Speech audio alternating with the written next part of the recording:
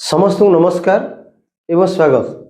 आज आम जो आरंभ करछे महान व्यक्ति को जानिबा सही क्रम रे आमर प्रथम महान व्यक्ति को आलोचनार परस्पर नहींचे से होती भारतर जातिर पिता महात्मा गांधी। मैं जानीचे महात्मा गांधी जड़े निश्चित भाव में महान व्यक्ति थिले। देश को स्वाधीनता कराइबारे तो जनसाधारण मध्य एक राजनीतिक सचेतनता वृद्धि करिबारे महात्मा गांधी अवदान अनेक रही। तो सही मर्म आज आम आलोचना करवा महात्मा गांधी जीवन विषय रे। फ्रेंड्स आम ये जो महान व्यक्ति को जानिबा एक सेगमेंट आरंभ करें आम केवल महात्मा गांधी नुह अनेक प्रत्येक महान व्यक्ति को आम नवा जेपरी बी आर आंबेडकर, सरदार वल्लभ भाई पटेल, जवाहरलाल नेहरू एवं ता सहित आम झांसी राणी लक्ष्मीबाई, ता सहित ओडिशार जो बरण्य व्यक्ति थिले जिन मधुसूदन दास, गोपबंधु दास, मधुसूदन राव एवं अनेक चिंतानायक दार्शनिक मानकर जीवन विषय में आलोचना करवा जहाँकि आजिर युवक आजिर छात्रार्थी माने सेमान विषय ज्ञान अर्जन करें जानीपारे से महान व्यक्ति कौन कंट्रीब्यूशन थिला जहाँकि समग्र विश्व आज मन रखी। तो सही मर्म आज आम आलोचना करवा महात्मा गांधी विषय जहाँकि पूर्व क्लास में आलोचना करते महात्मा गांधी किपरि एक महान व्यक्ति थे आदर्श सब कौन थिला एक संक्षिप्त आलोचना करते। तो जेहेतु महात्मा गांधी एक विशाल व्यक्तित्व तांकर आदर्श चिंताधारा एते विशाल जे कम समय कहवा आम पक्षे सहज नुहे। तथा आम चेष्टा करिबा गांधी को आम जानिया। तो सही क्रम आज आम देखा गांधीजी जीवन विषय। फ्रेंड्स जहाँकि मैं जानीचे महात्मा गांधी 1869 मसीहा अक्टोबर 2 तारिख में काठियावाड़ जिलार पोरबंदर गुजरात रे जन्मग्रहण करथिले।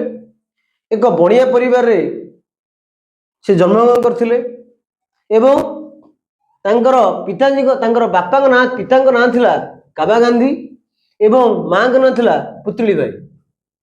तांको बापा राजदरबार रे कार्यरत थिले बा कार्य करुथिले। तो प्रमुख भाव में एक तांकर जो फैमिली बैकग्राउंड थिला आम कहीपर मिडिल क्लास टू अधिक थिला। आम कहीपर बहुत धनी व्यक्ति थिले, आम कहीपर बहुत गरीब व्यक्ति थिले। एक मिडिल क्लास फैमिली रे महात्मा गांधी जन्मग्रहण करथिले एवं से 13 वर्ष बयस होइथिला महात्मा गांधी को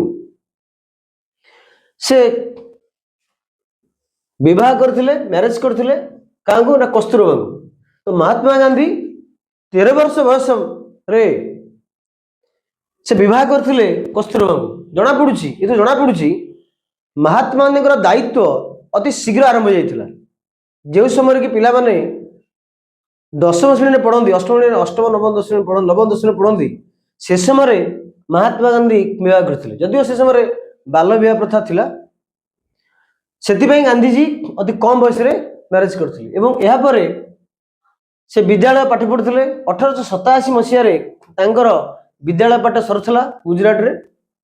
विद्यालय पाठ सरला परे तांकर पिता तांकर बापा निष्पत्ति नैथिले महात्मा गांधी को विदेश को पठाइबा पई, बारिस्टर पढ़िया लॉ पढ़िया। तेणु आईन पढ़िया से 1888 मसीह रे इंग्लैंड गले बारिस्टर पढ़िया जोठारे कि 1888 रु 1891 पर्यंत से लॉ पढ़िले, बारिस्टर पढ़िले एवं 1891 मसीह से भारत को प्रत्यावर्तन कले। जेहेतु से लॉ पढ़ी आईन पढ़ी तेणु से चेष्टा कले आईन व्यवसाय आरंभ करने वकिलाती कार्य करने। तो वकिलाती व्यवसाय से आरंभ कले गोटे राजकोट रु जहाँकि अन्यतम जिला गुजरात रो। तो गुजरात राजकोट रे से आरंभ कले आईन व्यवसाय। तो ये तो ये गोटे गुरुत्वपूर्ण कथा कहीपर ଯେତେବେଳେ ଆମେ ବାୟୋଗ୍ରାଫି ପଢିବା ଗାନ୍ଧୀଙ୍କ ବିଷୟରେ ତାଙ୍କ ଜୀବନରେ ଯୋଉ ଆଇନ ବ୍ୟବସ୍ଥା ଯୋଉ କରିଥିଲେ ଭାରତରେ ଅନେକ କେସରେ ସେ ଫେଲ ମାରିଥିଲେ। ଅନେକ ଗୁଡ଼ିଏ କେସ୍ ତାଙ୍କୁ ଆସିଥିଲା କିନ୍ତୁ ସଲ୍ଭ କରିପାରିନଥିଲେ। ତ କେହି କେହି ମଧ୍ୟ କହନ୍ତି ଗାନ୍ଧୀ ଆଜ ଏ ଫେଲିଓର ଆଡଭୋକେଟ। ତ ଗାନ୍ଧୀ ଆଡଭୋକେସି ଯୋଉ କରିଥିଲେ ଓକିଲାତି କରିଥିଲେ ସେଥିରେ ସେ ଅନେକ ପରିମାଣରେ ଫେଲ ମାରିଥିଲେ। କିନ୍ତୁ ସୌଭାଗ୍ୟବଶତଃ ନିଶ୍ଚିତ କେତେକ କେସ୍ ଲଢି ଜିତିଥିଲେ ମଧ୍ୟ। ତ ସେହି ସମୟରେ ମହମ୍ମଦ ଅବଦୁଲ୍ଲା ଜଣେ ବ୍ୟକ୍ତି ଯିଏକି ସାଉଦି ଆରବରେ ରହୁଥିଲେ, ସେଟା ସାଉଦି ଆରବରେ ଜମି ଏବଂ ପବ୍ଲିକ ପ୍ରପର୍ଟିକୁ ନେଇକିରି କିଛି ଡିଷ୍ଟର୍ବାନ୍ସ ଥିଲା ସାଉଦି ଆଫ୍ରିକାରେ, ଯେଉଁଠାରେ କି ଧଳା ଲୋକମାନେ ବିଶେଷ କରି ଏଇ ବ୍ରିଟେନ ଲୋକମାନେ ସେଠାରେ ମଧ୍ୟ ଶାସନ କରୁଥିଲେ। ସେଠାକାର ଥିବା ଅରିଜିନାଲ ଇନହାବିଟାଣ୍ଟସ ମାନଙ୍କୁ ଯେଉଁମାନେ ଆରମ୍ଭରୁ ଅଛନ୍ତି ଅଧିବାସୀ ମାନେ ସେମାନଙ୍କ ଉପରେ ଅକଥନ ଅତ୍ୟାଚାର କରୁଥିଲେ। ସାର୍ବଜନୀନ ସ୍ଥାନକୁ ବ୍ୟବହାର କରାଯିବା ପାଇଁ ସୁଯୋଗ ଦିଆଯାଉନଥିଲା। ଏକ ବର୍ଣ୍ଣ ବୈଷମ୍ୟ ନୀତି ଚାଲିଥିଲା। ଏ ଯୋଉ ଜମିବାଡି ଇସ୍ୟୁ ଚାଲିଥିଲା ସେ ଜମିବାଡି ଇସ୍ୟୁକୁ ସମାଧାନ କରିବା ପାଇଁ ମହମ୍ମଦ ଅବଦୁଲ୍ଲା ମହାତ୍ମା ଗାନ୍ଧୀଙ୍କୁ ନେଇଥିଲେ ସାଉଦି ଆଫ୍ରିକା। ତ ତାଙ୍କରି ପରାମର୍ଶରେ ମହାତ୍ମା ଗାନ୍ଧୀ 1893 ମସିହାରେ ସାଉଦି ଆଫ୍ରିକା ଯାତ୍ରା ଦକ୍ଷିଣ ଆଫ୍ରିକା ଯାତ୍ରା କରିଥିଲେ। ଆମେ ଜାଣିଛେ ସାଉଦି ଆଫ୍ରିକାରେ ମଧ୍ୟ ତାଙ୍କ ଉପରେ ଏକ ଅତ୍ୟାଚାର ହେଇଥିଲା, ଯାହାକି ଏକ ଗାନ୍ଧୀରୁ ମହାତ୍ମାର କାର୍ଯ୍ୟ ସେଠୁ ଆରମ୍ଭ ହୋଇଥିଲା। ତ ଟ୍ରେନରେ ସେ ଯେତେବେଳେ ତଡ଼ା ଖାଇଲେ, ଯେତେବେଳେ ବ୍ଲାକ୍ ପିପୁଲ କୁହାଗଲା ଟ୍ରେନରେ ରିଜର୍ଭେସନ ବଗିରେ ବସିଥିଲେ, ତ ସେଇଠୁ ଗାନ୍ଧୀଙ୍କ ମନ ମଧ୍ୟରେ ଏକ ସୃଷ୍ଟି ହେଲା ଚିନ୍ତାଧାରା, ରାଷ୍ଟ୍ରକୁ ଭଲ ପାଇବା ଚିନ୍ତାଧାରା ଏବଂ ଦେଶକୁ କିପରି ଆଗକୁ ନେବେ ତା ଚିନ୍ତାଧାରା। ତ ସାଉଦି ଆଫ୍ରିକାରେ ଏକ ବିପ୍ଳବ ଧର୍ମୀ ଚିନ୍ତାଧାରା ସୃଷ୍ଟି ହେଲା ମହାତ୍ମା ଗାନ୍ଧୀ ଭିତରେ। ଯେଉଁ ମହାତ୍ମା ଗାନ୍ଧୀ ଜୀବନକୁ ଅତି ଆଡମ୍ବର ଯୁକ୍ତ ଥିଲା, ଜୀବନ ଲାଇଫଷ୍ଟାଇଲ ଭଲ ଥିଲା, ୱେଷ୍ଟର୍ଣ୍ଣ ଲାଇଫଷ୍ଟାଇଲ ମେଣ୍ଟେନ କରୁଥିଲେ। ତ ସେହି ସମୟରେ ଟ୍ରେନ ଯାତ୍ରାରେ ଗୋଟେ ଜୀବନରେ ଅନେକ ପରିବର୍ତ୍ତନ ଦେଖା ଦେଇଥିଲା। ସେ ଦେଖିଲେ ବାସ୍ତବ ଦୁନିଆ ଆଇଆ। ତ ଯେଉଁମାନେ ଗରିବ, ଯେଉଁମାନେ ବିଶେଷ କରି ଭାରତୀୟ କଳା ଲୋକ, ସେମାନଙ୍କର କୌଣସି ଅଧିକାର ନାହିଁ। ତ ତାଙ୍କର ଅଧିକାରକୁ, ତାଙ୍କର ଦାବିକୁ ଉପସ୍ଥାନ କରିବା ପାଇଁ ମହାତ୍ମା ଗାନ୍ଧୀ ସେ କଳା ଲୋକମାନଙ୍କର ଯୋଉ କୁହାଯାଏ କୁଲି ଲୋକ ବୋଲି ଇଂଲଣ୍ଡ ମାନେ ଇଂଲିଶ ପିପୁଲ କହନ୍ତି, ତାର ନେତୃତ୍ୱ ନେଲେ। ତ 1893ରୁ 1914 ଏହା ଥିଲା ଗାନ୍ଧୀଙ୍କର ଏକ ବିପ୍ଳବ ସମୟ ଦକ୍ଷିଣ ଆଫ୍ରିକାରେ। ତ ଆମେ ଦେଖିବା ମହାତ୍ମା ଗାନ୍ଧୀଙ୍କର ଯୋଉ ବିପ୍ଳବ ଆରମ୍ଭ ହେଇଥିଲା ଆମ ଦେଶରେ ନୁହଁ, ଆରମ୍ଭ ହେଇଥିଲା ସାଉଦି ଆଫ୍ରିକାରେ। ସେଇଠି ଗାନ୍ଧୀଙ୍କର ଚିନ୍ତାଧାରା ସମଗ୍ର ବିଶ୍ୱକୁ ପ୍ରଭାବ ପକେଇଥିଲା। ତ ପ୍ରଥମ ଥର ପାଇଁ ଜଣେ କି ବ୍ୟକ୍ତି ଇଂଲଣ୍ଡ ଭଳିଆ ଏକ ମାଇଟି ପାୱାର ଏଗନେଷ୍ଟରେ ମୁଭମେଣ୍ଟ କରିଥିଲା, ଜଣିଏ ବ୍ୟକ୍ତି ସିଙ୍ଗଲ ହ୍ୟାଣ୍ଡେଡ।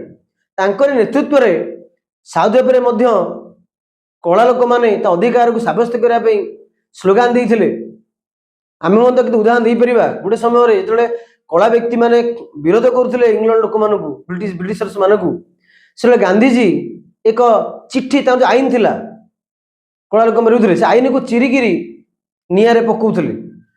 କିପରି ଭାବରେ ଇଂଲଣ୍ଡର ଯୋଉ ବ୍ରିଟିଶର ଶାସକ ଥିଲେ ସାଉଦି ଆରବ, କିପରି ତାଙ୍କୁ ପିଟୁଥିଲେ ଗାନ୍ଧୀକୁ। ଏତେ ପିଟିବା ସତ୍ତ୍ୱେ ମଧ୍ୟ, ଏତେ ଦଣ୍ଡ ଗ୍ରହଣ କଲେ ମଧ୍ୟ ସେ ସମସ୍ତ ଆଇନ କାଗଜକୁ ତା ଆଖି ଆଗରେ ପୋଡ଼ି ଦେଇଥିଲେ। ପ୍ରଥମ ଥର ଜଣା ପଡିଲା ଗାନ୍ଧୀଙ୍କ ଭିତରେ ଯୋଉ ରାଷ୍ଟ୍ରଭକ୍ତି ଜାଗ୍ରତ ହେଇଥିଲା, ସେଇଠି ସେ ଅନୁଭବ କରିଥିଲେ ସାଉଦି ଆଫ୍ରିକାରେ ଯେପରି କଳା ଲୋକମାନେ କି ଭାରତୀୟ ଲୋକମାନେ ଯୋଉ ସାଉଦି ଆରବରେ ଥିଲେ ତାଙ୍କ ଉପରେ ଯୋଉ ଅତ୍ୟାଚାର କରାଯାଉଛି, ସେଇଭଳି ଭାବରେ ଭାରତରେ ମଧ୍ୟ ଅତ୍ୟାଚାର କରାଯାଉଛି। ତ ତାଙ୍କର ଚିନ୍ତାଧାରା ଥିଲା ମୁଁ ଭାରତ ଫେରିଯିବି, ଭାରତ ଫେରି ଯାଇକି ଭାରତରେ ଇଂଲଣ୍ଡ ବିରୁଦ୍ଧରେ ଏକ ସଂଗ୍ରାମ କରିବି। ସେ ସଂଗ୍ରାମ କୌଣସି ସଶସ୍ତ୍ର ସଂଗ୍ରାମ ନଥିଲା, ତାହା ଥିଲା ଅହିଂସାତ୍ମକ ଆନ୍ଦୋଳନ। ସେ ଫେରିଲେ 1915 ମସିହାରେ ଭାରତକୁ ଫେରିଲେ। ସେ 1915 ଯେତେବେଳେ ସେ ଭାରତକୁ ଫେରିଛନ୍ତି, ଯେହେତୁ ସେ ସାଉଦି ଆଫ୍ରିକାରେ ପ୍ରଥମ ଥର ପାଇଁ ଏକ ଆନ୍ଦୋଳନ କରିଥିଲେ ଯାହାକି ସମଗ୍ର ବିଶ୍ୱରେ ତା ପ୍ରଭାବ ପକେଇଥିଲା। ତ ଭାରତୀୟ ଜାତୀୟ କଂଗ୍ରେସର ଯୋଉ ନେତା ଥିଲେ, ବିଶେଷ କରି ମୋତିଲାଲ ନେହେରୁ, ତାଙ୍କ ପୁଅ ଜବାହରଲାଲ ନେହେରୁ ଏବଂ ଗୋପାଳ କୃଷ୍ଣ ଗୋଖଲେ ଏବଂ ବିପିନ ଚନ୍ଦ୍ର ପାଲ, ଲାଲ ବାଲପାଲ ଯୋଉ ଆମେ କହିଥାଉ ଚରମପନ୍ଥୀ ନେତା ମାନେ, ଏ ସମସ୍ତେ ଗାନ୍ଧୀକୁ ୱେଲକମ କରିବା ପାଇଁ ଯାଇଥିଲେ ବନ୍ଦର ପାଖକୁ, ଜାହାଜ ପାଖକୁ। ଗାନ୍ଧୀକୁ ନିମନ୍ତ୍ରଣ ଦେଲେ ଭାରତୀୟ ଜାତୀୟ କଂଗ୍ରେସ ମିଶିବା ପାଇଁ। କିନ୍ତୁ ଗାନ୍ଧୀ ସେଠି କହିଥିଲେ ମୁଁ ଆଗ ପ୍ରଥମେ ଭାରତ ବୁଲିବି, ପ୍ରଥମେ ଭାରତ ଭ୍ରମଣ କରିବି। ଆକ୍ଚୁଆଲି ବାସ୍ତବ ସମସ୍ୟା କଣ ଭାରତରେ ରହିଛି, ତ ବାସ୍ତବ ସମସ୍ୟାକୁ ବୁଝିଲା ପରେ ମୁଁ ଯାଇକିରି ଆପଣଙ୍କର ଅନୁଷ୍ଠାନରେ ମିଶିବି।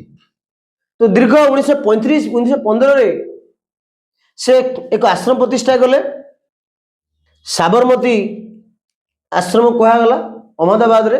तो 1915 मसीह भारत को फेरी गुजरात अहमदाबाद रे से आश्रम प्रतिष्ठा कला जो कि कह जाए एक्सपेरिमेंट हाउस कले अतीत बने। तो भारतीय भविष्यतर भारत किपरि हम ताहा गोटे गुरुत्वपूर्ण स्थान यही साबरमती आश्रम। तो साबरमती आश्रम रे गांधी जो आइडियोलॉजी गांधी जो मुवमेंट सेठू ही दिग्दर्शन समग्र विश्व को देइथिला गांधी चिंताधारा। यापर आम जाचे नेतृत्व में जो से जातीय कांग्रेस मिसिले से प्रथम देखिले कांग्रेस दी फाड़ अच्छी प्रथम कार्य थिला कांग्रेस केमती गोटे करेंगे। तो विभिन्न प्रकार चिंताधारा व्यक्ति विशेष थे से चरमपंथी थे नरमपंथी थे विशेष निर्दिष्ट धर्म को सपोर्ट करी दल संगठन थिला से मुसलमान हो कि हिंदू मान हो। तो समस्त एकाठी करी एक राष्ट्र गठन प्रक्रिया रे एवं विदेशी शक्ति को विताड़ित करने देश से आरंभ करते एक जातीय आंदोलन जहाँकि प्रथम थिला चंपारण। यापर चंपारण पर खेड़ा सत्याग्रह तापर असहयोग लवण सत्याग्रह आरंभ होता सर्वशेष भारत सेना आंदोलन। तो गांधी को नेतृत्व में एक बलिष्ठ आंदोलन कॉलोनियल पावर विरुद्ध होता जे निश्चित भाव में भारत सफल होता 1947 अगस्ट 15 तारिख में। तेणु आमे गोटे दिग छाड़ीदे तो तांकर परामर्शदाता कि थिला गोपाल कृष्ण गोखले थिले महात्मा गांधी परामर्शदाता पॉलिटिकल एडवाइजर। तो तांकरी एडवाइस रे गांधी जातीय कांग्रेस रे योगदान कले और जातीय कांग्रेस रे से अध्यक्षता अध्यक्ष थे एवं यहीपरि भाव में नेतृत्व में एक अहिंसात्मक भाव में एक नेतृत्व में भारत स्वाधीन लाभ करता 1947 अगस्ट 15 मसीह अगस्ट 15 तारिख में। तो गांधी ये जो समय काल थिला एक माइटी पावर विरुद्ध रे समग्र विश्व को प्रभावित करथिला गांधी चिंताधारा।